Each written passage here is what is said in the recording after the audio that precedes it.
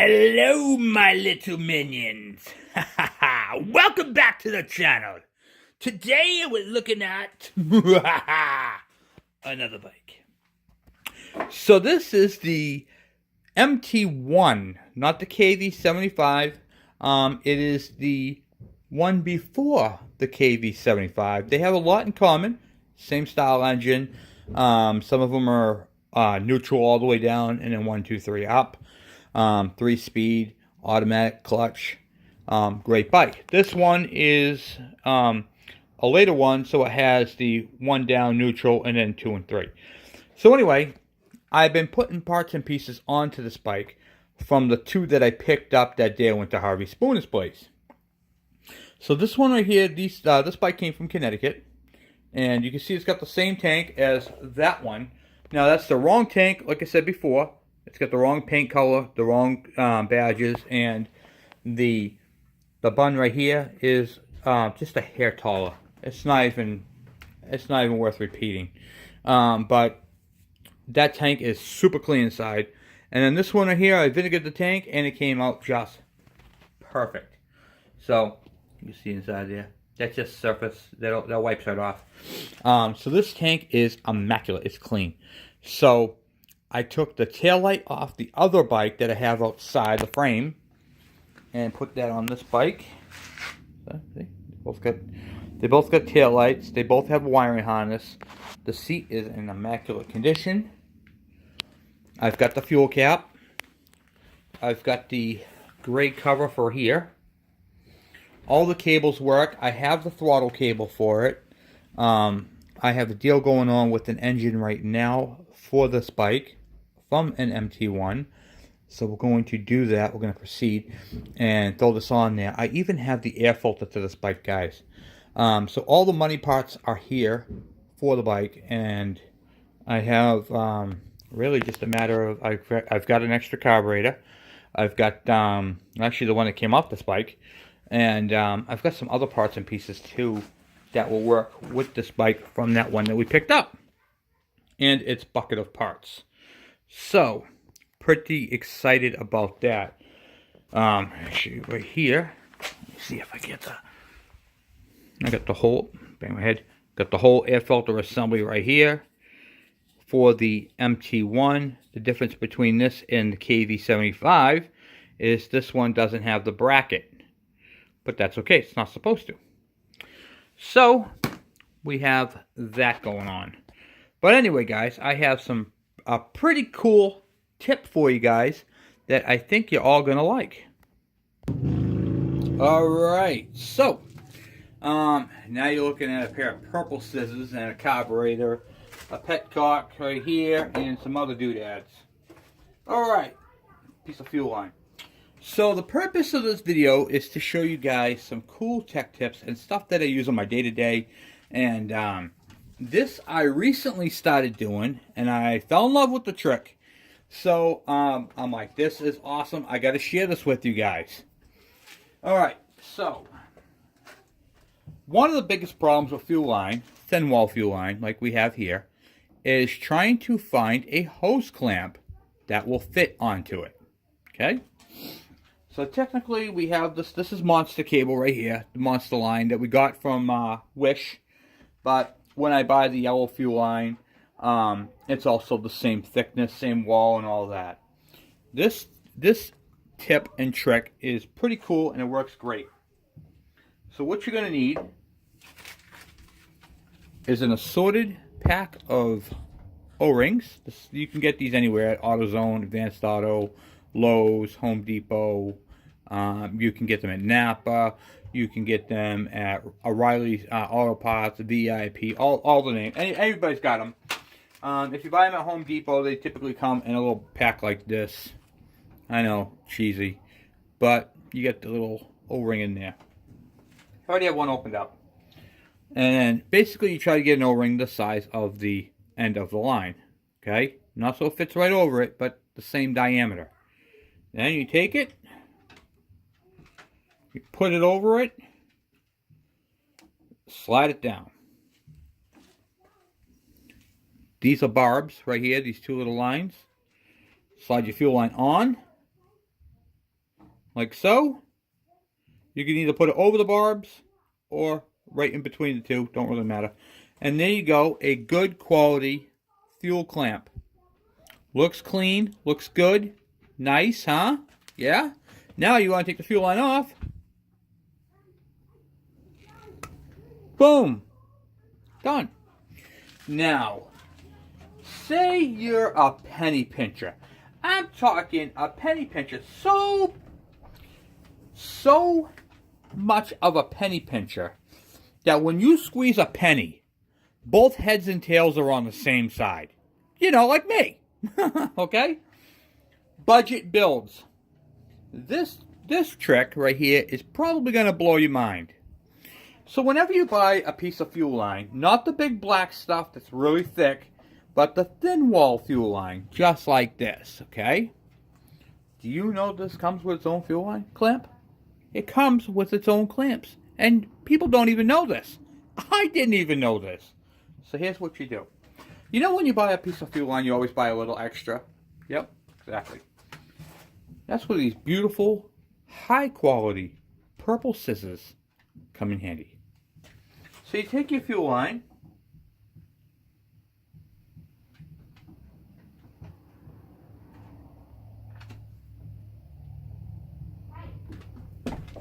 cut it as straight as you can,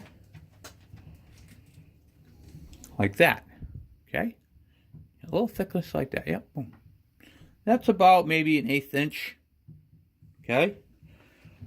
You take your end of your fuel line like this, you take your thumb, you push it right in the center, and then fold it up so it looks like almost like a smiley face, okay? Like that. Then you can push your fuel hose over it. Don't mess that up. It's kind of hard to do at first. You'll get the hang of it. New fuel line is hard to do. Older is even harder. But you'll get the hang of it. Once you get it on there, see how I did that? I folded it in on the end, like that. Then you take the new fuel line, or the piece you cut off your fuel line, and slide it right over, and then it will all open right up. Okay? Just like that. Then, you hook your fuel line on, and slide your fuel line that you just cut right back over it, so it looks like that. That is a perfect fuel clamp. Mind blown? Huh? Yeah? Great? Not bad? I'm going to get you guys again. You can do this with your oil tank, from your oil reservoir to your oiler, from your oiler to your all your banjo fittings. You can do this trick on your carburetor. You don't have to just do it on your petcock there. You can do it on your fuel line, your fuel filter. Here is a carburetor with a bigger barb. The barb is the flare right here, by the way. You stick this on, like so.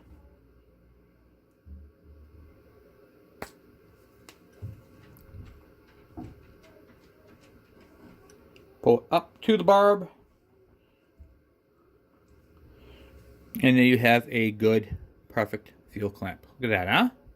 Pretty neat. Mind blown yet?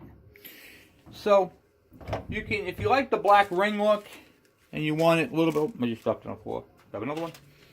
I got these for the video anyway, so.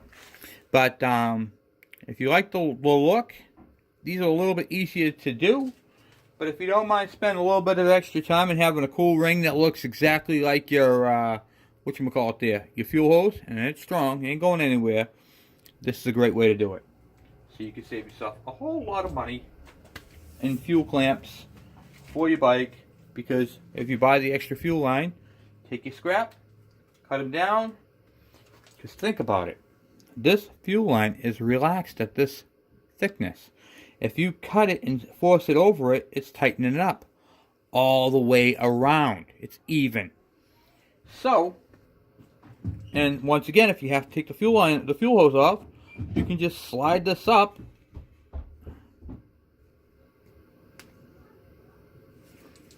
and then pop it off. It's that simple.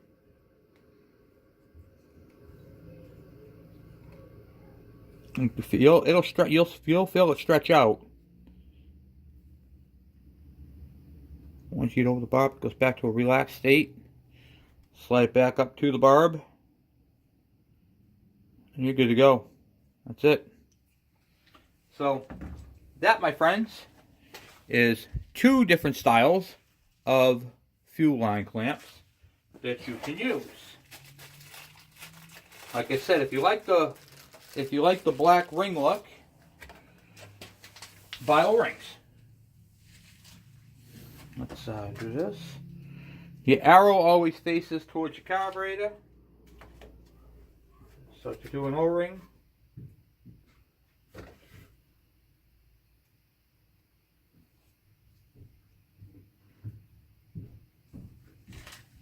and that's what it will look like with a filter. Pretty spiffy, eh? Yeah? Not bad? 2 different style hose clamps right there.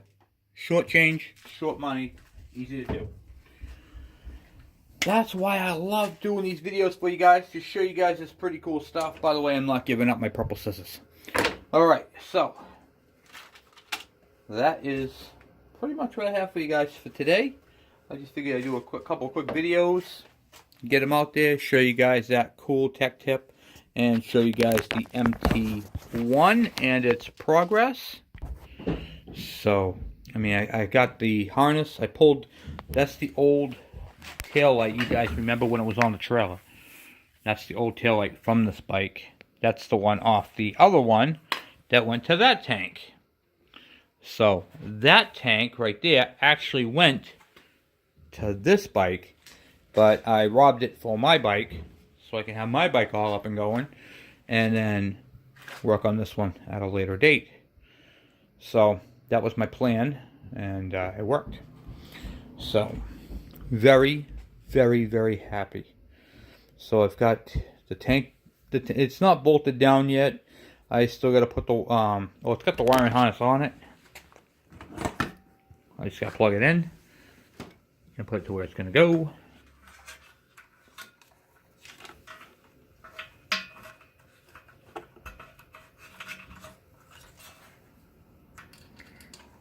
To the back of the bike.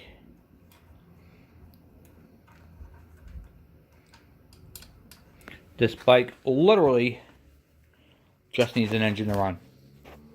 That's it.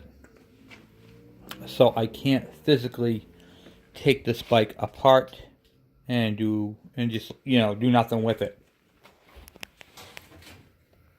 It's unrestored too. This is how the condition it was. The guy just kept it in really, really good shape, and I couldn't be more happy with the condition of this bike. So I got a really good deal on it, and a second one. So I was not expecting what I got, and big shout out to them. So she's coming along good. We got both tanks for the bikes. We got seats. I just got to get an engine for this one. Not a big deal. I've got a magneto, all kinds of other parts and pieces. So I'm legit not worried about a single thing on this bike. If I don't get to it right away, it really doesn't matter. But I'm going to put the cap on it, get the seat bolted down, get the tank bolted down, get everything done that needs to be done to it done, and just keep it as a rolling chassis until the engine comes. Once the engine comes, we'll throw an engine on it and have 2 of these bad boys. A KV75 and an MT1. So, and there's a few differences on the KVs and 75s. Like, for instance, the oil tank is totally different. That oil tank is oval. And this one looks like my KEs, KDs, and KMs. So, I really like this bike the way it is. I mean, this tank right here, the cap is tight, which is awesome. Conditioner cap. Tank is no liner, guys. There is no liner in either tank. That's just surface, like I said. Once you put fuel in it, it'll just come right up out of it. So I really cannot complain about either bike. Lucked out big time. So, but that is what I have for my minions today. Thank you guys for watching. Thank you for subscribing. We're building a trailer hitch to haul one of these. And I can't wait. This is awesome. I literally did not think that I would be having two of these. I'm not collecting these either, guys. It's the craziest thing. I'm not collecting them. I mean, I have that for my collection with my KD, my KM, my KE, all those bikes, and that will be in my picture on my channel. However, I didn't expect to have two of them. It was not planned, that's for sure. So, anyway, guys, thank you for watching. Thank you for subscribing. If you guys have any questions or any comments, by all means, please send them my way. This bike is coming along great. I got to throw a seat on it, and I got to get a couple of washers for in here where those go. And that's pretty much it. Then this bike is a rolling chassis. This rolling chassis was way faster than that one to put together, but I can't complain. I've had a lot of help, met a lot of cool people doing it, so it's all good. It's all exciting. I just can't believe how fast they went together. So, and my buddy's getting all the extra parts and pieces from this one. I'm sending these out this week. Get these out of here so he can get onto his build. I got a whole bunch of stuff. I've just been so straight out busy. It's been absolutely a nightmare. So, anyway, guys, thank you for watching again, and thank you for subscribing. I'll talk to you guys later. Bye.